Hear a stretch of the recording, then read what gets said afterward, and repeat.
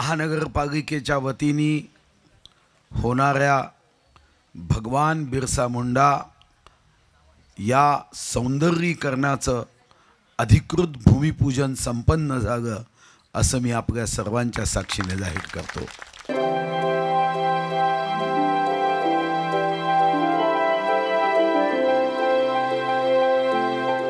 खरं तर माननीय मोदीजींनी हा जनजाती गौरव दिवस हा भगवान बिरसा मुंडांचा आपण जयंती दिवस हा आता आंतरराष्ट्रीय स्तरावर जनजाती गौरव दिवस साजरा करावा याची सुरुवात केली।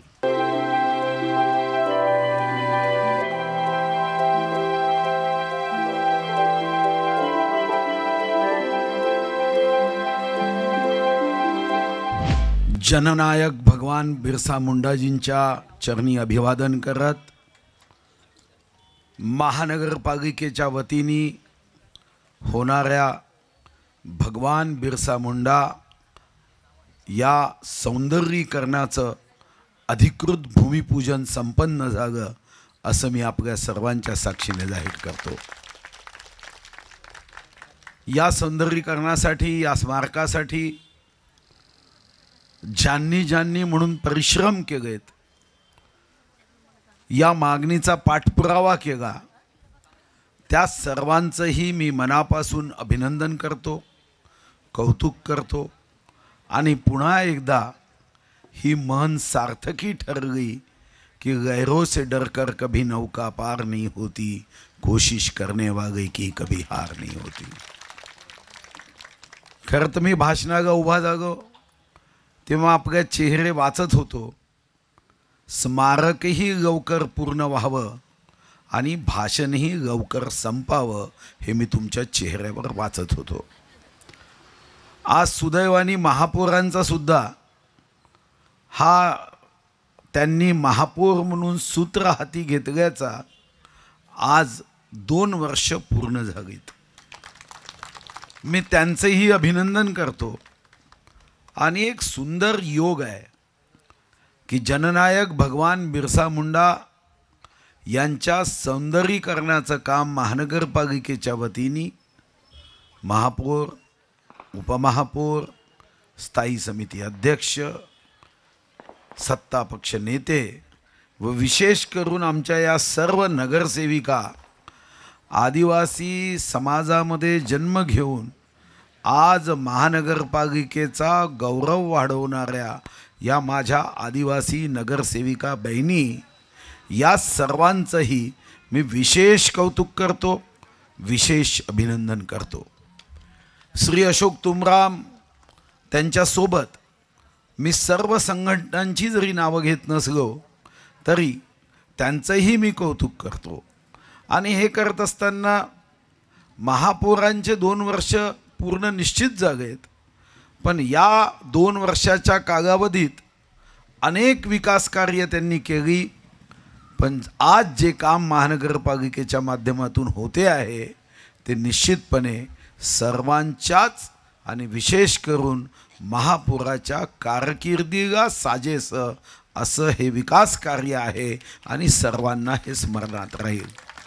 या ठिकाणी सर्वच वक्त्यांनी म्हणजे आमच्या सोयामताईंनी मग भाषण देता येत नाही असं सांगून एक सुंदर भाषण दिलं। आदिवासी नगरसेविका मग मायाताई असतील की आमच्या दुसऱ्या भगिनी यांचंही भाषण हे या संदर्भामध्ये या सर्व नगरसेविका या अशोक तुमरामजी, धनराज कोवेजी, आमचे कृष्णा भाऊ हे तर मागणीचा पाठपुरावा करत होतेच, पण यांच्या वतीने इथं असणाऱ्या आमच्या सर्व आदिवासी बहिणी नगरसेविका पूर्ण शक्तीने इथं काम करत होत्या। आणि म्हणून मी निश्चितपणे सांगेल की हे सौंदर्यीकरण उत्तम करण्याच्या दृष्टीने महापौर, उपमहापौर स्वतः लक्ष देईलच, पण जो बजेट त्यांनी त्यासाठी मंजूर केला त्यामध्ये अजून जास्तीचे पैसे लागलेत तर महानगरपालिका तेही खर्च करतील हा विश्वासही मी व्यक्त करतो। एक अपेक्षा मात्र इथं असणाऱ्या माझ्या सर्व आदिवासी बांधवांच्या संघटनेच्या प्रमुखांकडून आहे. मीही 27 वर्ष विधानसभेत आहे. अनेकदा काम सुरू होतं आणि मग पूर्ण झाल्यानंतरच आपण लक्ष देतो, मग चुका राहून जातात. माझी अपेक्षा एवढीच आहे की तुम्ही 11 महिने मंडप टाकून बसलात, म्हणजे तुमच्यामध्ये चिकाटी आहे, निरंतरता आहे, सातत्य आहे.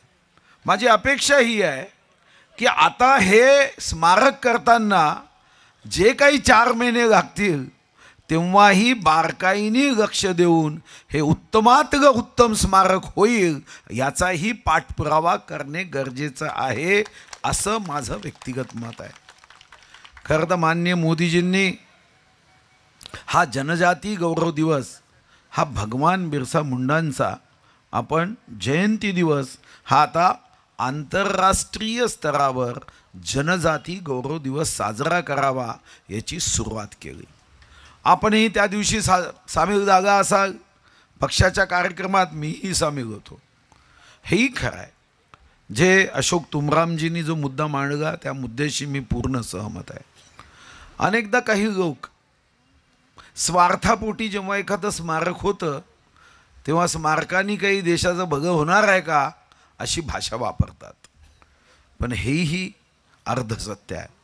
स्मारक हे आमच्यासाठी ऊर्जा केंद्र आहे.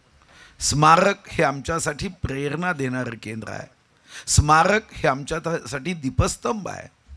आणि ज्या ठिकाणी आम्ही हे प्रेरणा केंद्र, ऊर्जा केंद्र या ठिकाणी तयार करतो आहे, जोही व्यक्ती जिल्हाधिकारी कार्यालयात या स्मारकाकडे दर्शन घेऊन जाईल आणि हे दर्शन घेऊन जाताना ऊर्जा घेऊन जाईल आणि कार्यालयात गेल्यानंतर जर एखादा अधिकारी कर्मचारी त्याच्या कामाच्या संदर्भात गडबड घोटाळा करेल तर तोही जय सेवा भगवान बिरसा मुंडाची ऊर्जा घेऊन त्याला धडा शिकवल्याशिवाय राहणार नाही.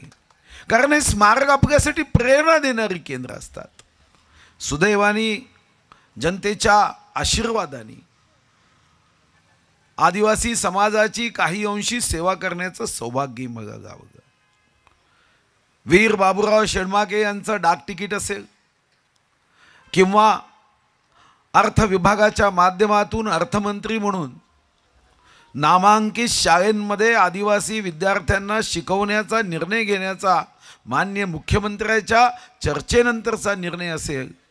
आजच जेव्हा मला हे समजलं की 50,000पेक्षा जास्त आदिवासी विद्यार्थी हे नागपूर, पुणे या ठिकाणच्या नामांकित शाळेत शिकताय, तेव्हा निश्चितपणे माझ्या आणि माननीय मुख्यमंत्र्याच्या निर्णयाचा आनंदही मला निश्चितपणे झाला.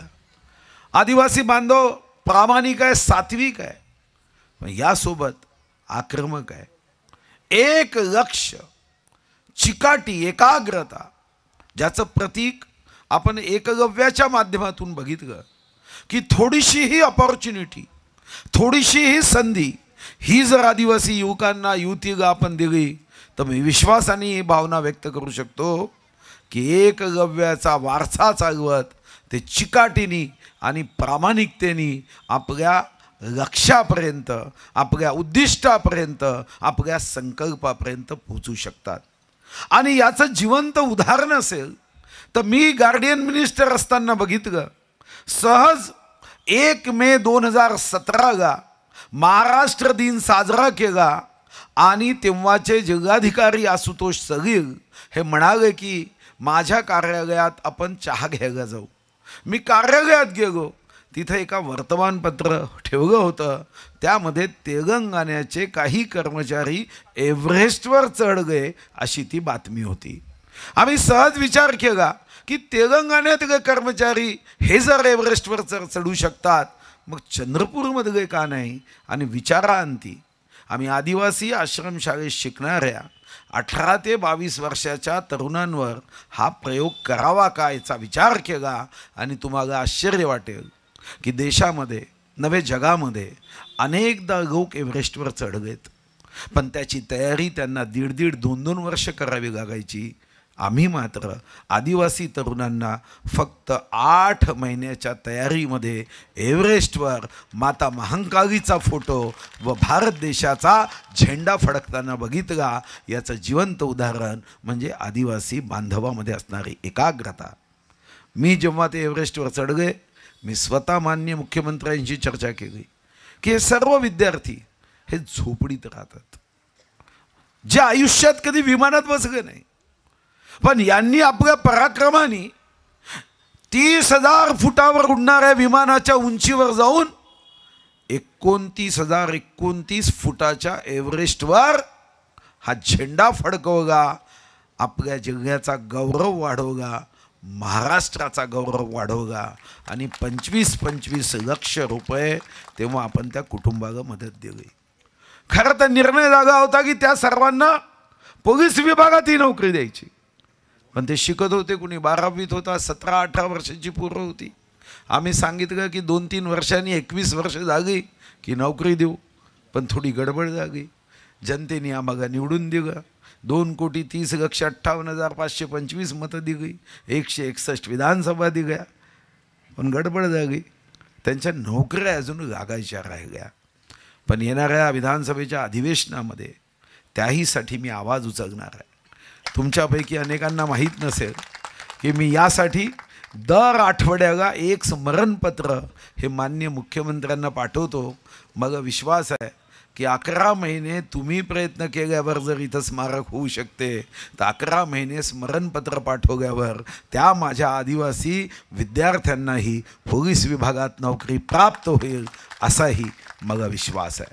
जे आदिवासी गाव आहेत, साधारणतः महाराष्ट्रामध्ये 44,000 अंदाजी गाव आहे, 28,000 ग्रामपंचायती, त्यापैकी साधारणतः 2,800 ग्रामपंचायती या 90% आदिवासी लोकसंख्या असणारी ग्रामपंचायती, काही ग्रामपंचायती तर 100% आदिवासी लोकसंख्या असणार आहे।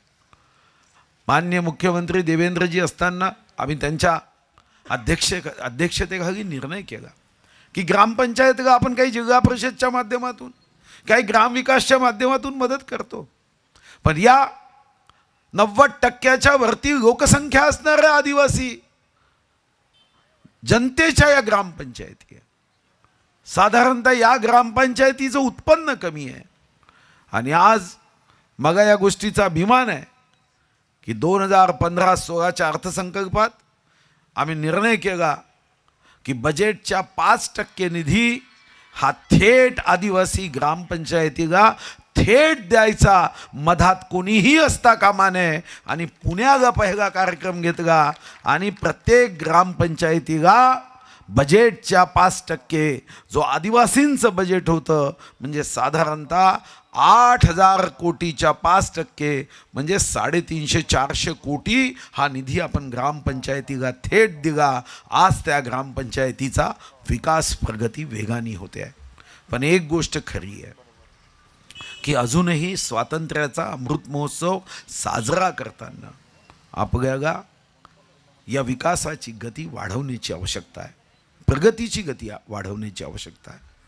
खरं तर 18 जून 2019च्या अर्थसंकल्पात मी आग्रहपूर्वक एक प्रयोग जाहीर केला की मला विश्वास होता की आपण हा प्रयोग जर केला तर देशामध्ये याचं कौतुक होईल, पण सरकार गेल्यानंतर हे सारं थांबलं।